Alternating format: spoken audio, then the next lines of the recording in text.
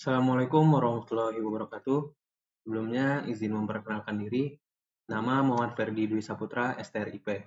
Pada kesempatan kali ini saya akan menyampaikan mengenai analisis isu efektivitas kinerja individu. Adapun yang saya bahas yaitu tugas pokok dan fungsi PPUPD. PPUPD berkedudukan sebagai pelaksana teknis fungsional untuk melaksanakan pengawasan penyelenggaraan urusan pemerintahan konkuren pada APIP lingkungan instansi pembina, instansi pusat, dan instansi daerah. Adapun hal ini diatur dalam Peraturan Menteri Dalam Negeri Republik Indonesia Nomor 54 Tahun 2021, yaitu mengenai tentang petunjuk teknis jabatan fungsional pengawas penyelenggara urusan pemerintah daerah. Jenjang jabatan fungsional PPUPD terdiri atas yang pertama, PPUPD ahli pertama, PPUPD ahli muda, PPUPD ahli madya, dan PPUPD ahli utama. PPUPD ahli pertama bertugas melaksanakan kegiatan pengawasan atas penyelenggaraan urusan pemerintahan konkuren yang meliputi review, monitoring, evaluasi, dan pemeriksaan. Mereka juga berperan dalam menyiapkan bahan untuk penyusunan rencana pengawasan, baik jangka panjang maupun tahunan. Hasil kerja PPUPD berdasarkan jenjang jabatan dilaksanakan sesuai dengan ketentuan peraturan perundang-undangan.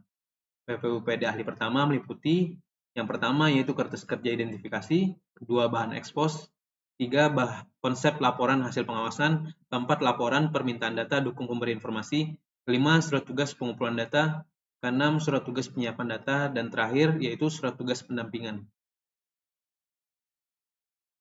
Isu atau masalah seputar efektivitas kinerja. Yang pertama, belum optimalnya penyimpanan data arsip pada Irban di Inspektorat Daerah. Kedua, belum optimalnya kapabilitas APIP di lingkungan Inspektorat Daerah. Ketiga, belum optimalnya program kerja pengawasan tahunan atau PKPT berbasis risiko. Keempat, belum optimalnya tindak lanjut pengaduan masyarakat di lingkungan Inspektorat Daerah. Dan yang terakhir, belum optimalnya hasil pengawasan pada perangkat daerah di lingkungan Inspektorat Daerah.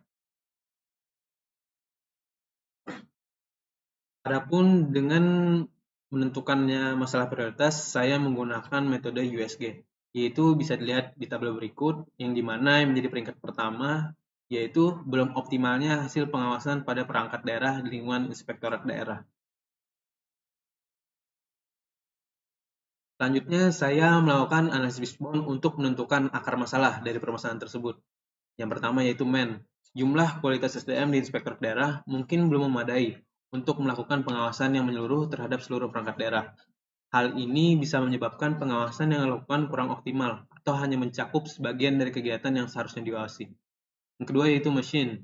Ketidakstabilan jaringan membuat akses terhadap sistem pengawasan digital menjadi lambat atau bahkan tidak dapat diakses.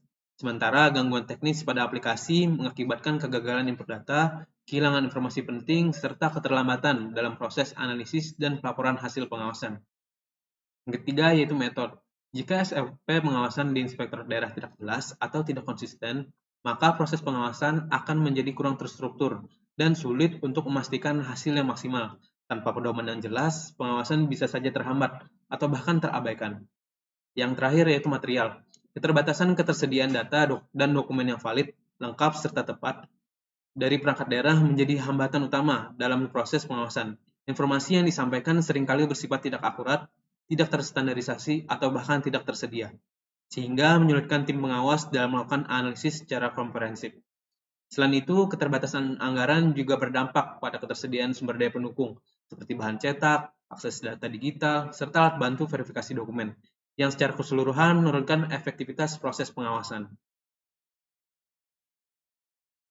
Berikutnya yaitu menemukan alternatif pemecahannya dengan menggunakan analisis SWOT. Yang pertama yaitu strength atau kekuatan. Keberatan Inspektorat Daerah yang memiliki kewenangan dalam melakukan pengawasan.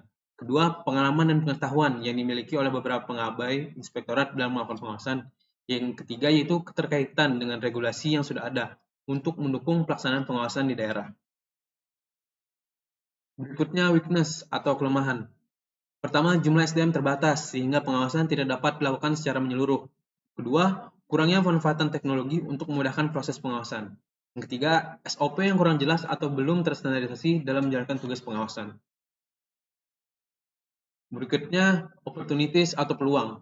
Kemajuan teknologi yang dapat diintegrasikan dalam proses pengawasan untuk mempercepat dan meningkatkan akurasi laporan.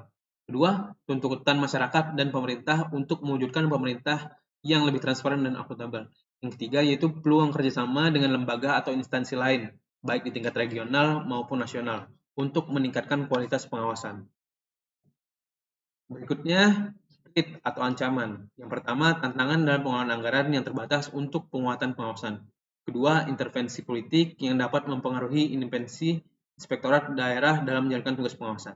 Ketiga, birokrasi yang lambat yang dapat menghambat implementasi kebijakan pengawasan. Lalu, dengan melakukan analisis SWOT dapat disimpulkan, yaitu manfaatkan kekuatan inspektorat daerah, seperti pengalaman dan kewenangan untuk mengadopsi teknologi dan menjalin kerjasama dengan lembaga eksternal, guna meningkatkan efektivitas pengawasan. Berikutnya, mengatasi kelemahan dalam hal SDM dengan pemanfaatan teknologi, dengan memanfaatkan peluang teknologi dan kerjasama eksternal untuk memperkuat kapasitas pengawasan. Berikutnya, memanfaatkan kekuatan dalam regulasi dan kewenangan inspektorat untuk mengatasi ancaman berupa birokrasi lambat dan intervensi politik, melalui penguatan kebijakan yang mendukung independensi dan efisiensi. Yang terakhir yaitu mengurangi kelemahan dalam hal SDM dan pengawasan dengan mengatasi ancaman berupa terbatasnya anggaran dan intervensi politik melalui efisiensi penggunaan sumber daya dan peningkatan komunikasi internal. Dan hasil dari saya, terima kasih. Wassalamualaikum warahmatullahi wabarakatuh.